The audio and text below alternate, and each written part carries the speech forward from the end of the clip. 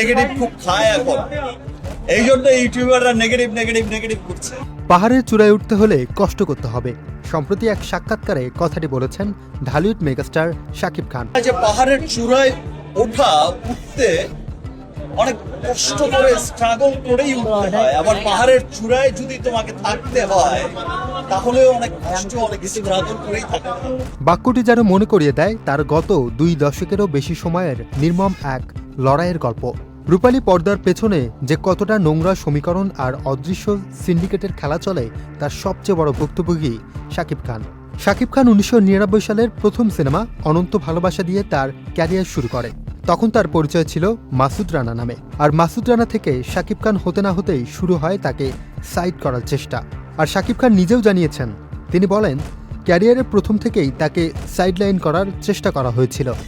ক্যারিয়ারে 27 বছরের পলিটিক্সের শিকার আমি এটা বলবো না, আমি ক্যারিয়ারের প্রথম বছর থেকেই পলিটিক্সের শিকার।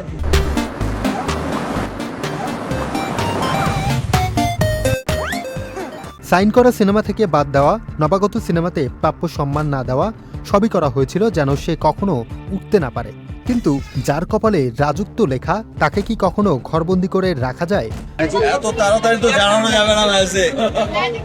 2006 সালের পর থেকেই নিজের মেধা আর একরোগা জেদ দিয়েই একচ্ছত্র রাজত্ব শুরু করেন শাকিব খান।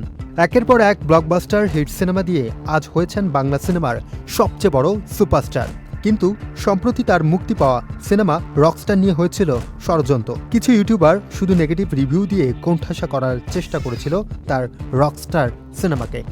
নেগেটিভই পিছিয়ে গেছে, পজিটিভই এগিয়ে গেছে। দ্যাট মিন্স হচ্ছে দিন শেষে সত্যেরই জয় হয়। Muin Tajdid, channel I.